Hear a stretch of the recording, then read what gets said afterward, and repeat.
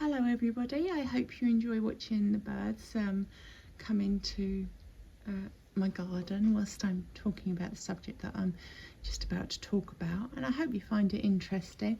And I'm not saying this is so, I'm just saying this is something that I had intuited to me when I was in a meditation or a state of contemplation, because I'm not somebody who's really good with meditating and stilling my mind. I tend to prefer active meditations, so I refer to them more as contemplations. So what I was contemplating was why it is that so many people come into this world, good people that I've met. I worked as a therapist. I worked as a counsellor for many years, and I qualified as a psychotherapist, and worked with a number of people who were experiencing trauma. I mean, most people who seek out counselling or therapy in any way are people that have obviously suffered with or are struggling with significant difficulties or confusion in their life.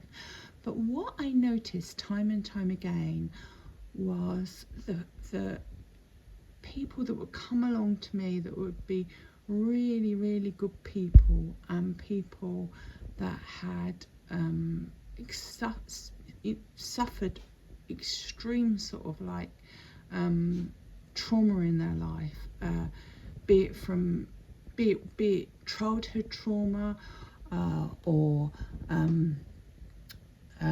it might have been something that they struggled with in the family, or severe bullying, or relationships, where they'd grown up in households where they'd witnessed and experienced dysfunction, domestic violence, alcohol, drug, you name it, everything comes into the room, comes into the sort of like the therapeutic space. And what I noticed about a lot of these people that, had struggled with different situations, whether it's childhood or whether it was something that happened in their adult life, and very often it would be that people that had difficulty sort of like in their childhood would then go on to find some relationship that in some way mirrored the dysfunction that was in their family home, and that patterning, that conditioning that they were unaware of would then come to life in their world when they were adults, but not always necessarily. A lot of these people were acutely aware of the dysfunction and would make hard and fast decisions that they weren't going to sort of like allow that sort of energy into their life again, do everything they could, but something else would come at them. It might well be that they had a good marriage and everything was really sort of like good in that department, and then it might be that some tragedy hit them, that there was an illness, or it may be that they went on to have children themselves, and then the children will repeat the same patterns of behaviour that they experienced from their original family homes. But what I noticed is there were people that I like the term that Arthur Gurdon used, that were transmitters of goodness, that were really, really nice people. Arthur Gurdon was a psychiatrist who was from the UK, and he did lots of work on on past lives and the Cathars. That was one area that he looked at, but he was also a conventional psychiatrist, and he came to notice that there were people that he called transmitters of goodness, and also their counterpart, obviously transmitters of of what he referred to as evil. But I'm going to focus on what I refer to as the transmitters of goodness, good people who would go out of their way to help other people and be part of society and put themselves out there. And what I noticed with a lot of people that were coming along saying that they couldn't understand because maybe a relationship had broke down, or maybe they had teenagers who were ill, physically ill, and they were dealing with kind of like terminal illness, or it might be that was drug addiction. But a lot of these people had some really, really, really severe sort of problems going on in their life. I don't know how to put it any other way, but they were always such nice people. They might be people who had children that had died when they were infants, but the degree of trauma that these people carried was incredible. It might, another thing would be they might meet their life partner, the person that they really gelled with, and then that person may be taken away from them, or die. There might be something, or that they would always be huge amounts of sort of like difficulties to overcome, and it would become apparent that as soon as they'd become one difficulty and life was stabilizing for them, something else would come along and it would pull the rug from under them. It was there was this pattern of behavior. So I was thinking, why do these things happen? And I was contemplating on it, and I sort of like I was I opened my mind up, opened my heart up to try to determine what was going on, what was happening, because a lot of these things cannot be answered by a pure sort of like purely by sort of like the therapeutic means. There's a big element that isn't looked at in the and ignored, I'd say, in the therapeutic world, and that is the spiritual, what's happening on a spiritual level with these people. And and I'm not kind of like, when I mean spiritual level, I mean the unseen forces that are around us, what's happening, what's creating this for these people, what is making it so that these people almost feels as if they're sort of like they're targeted in some way, shape or form. It's almost just there was a pattern of behaviour. Just as their light was beginning to kind of really sort of like shine, there would be boom, there would be something that would happen, and they would be back to sort of like kind of like they would be back and in some sort of darkness, dealing with some sort of trauma.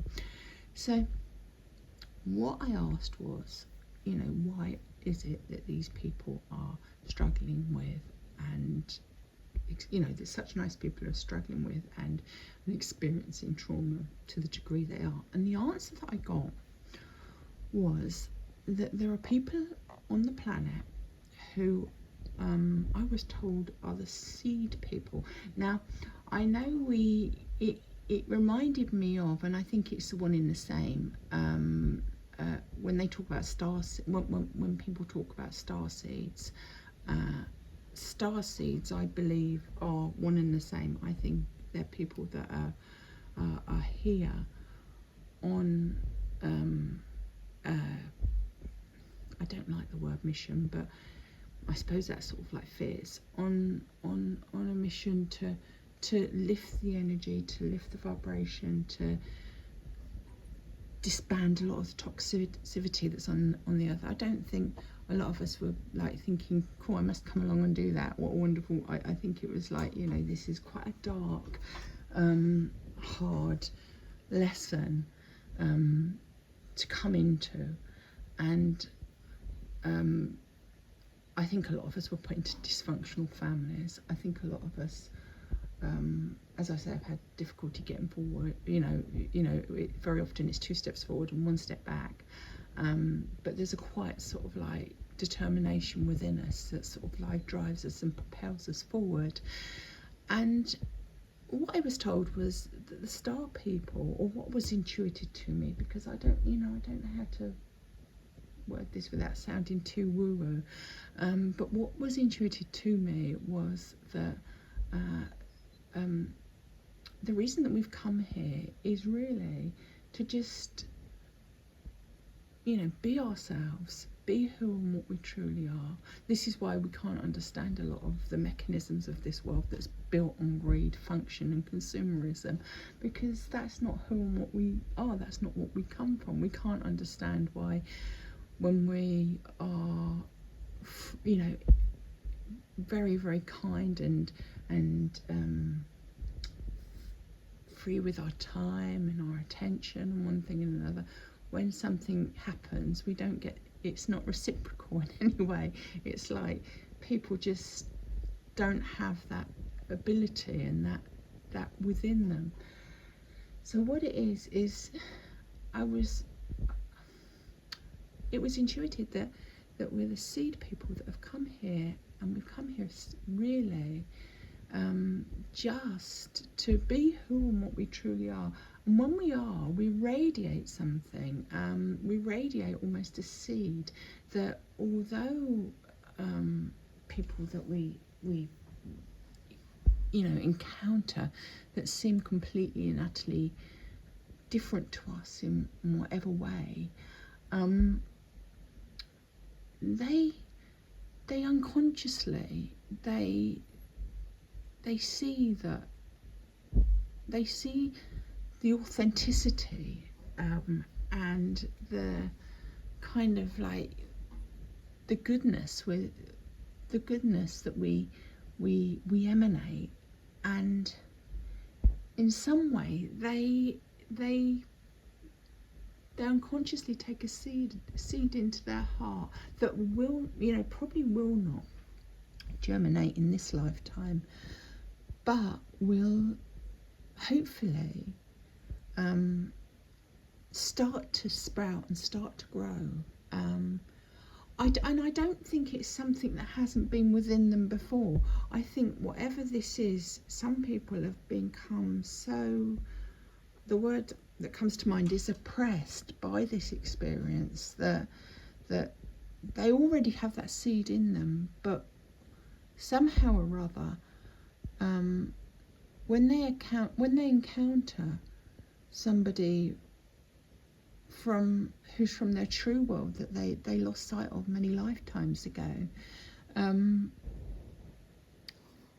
it ignites something in them, and it's as I say, it's not something that's just going to come back instantaneously. It might take a number of lifetimes for that to start to sort of like grow and flourish within them, but it is definitely something that is there and will turn around eventually. So I suppose my message is don't lose heart, and don't constantly beat yourself up and think, how is it, that I'm this way and I've always been this way, and I'm kind and generous with how I am, and I was treated this particular way. It's what you came here to do. I know it's very, very difficult, and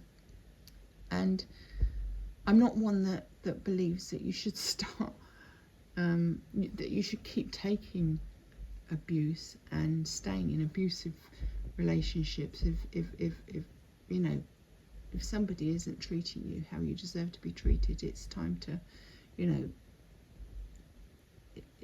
to look after yourself first and your emotion.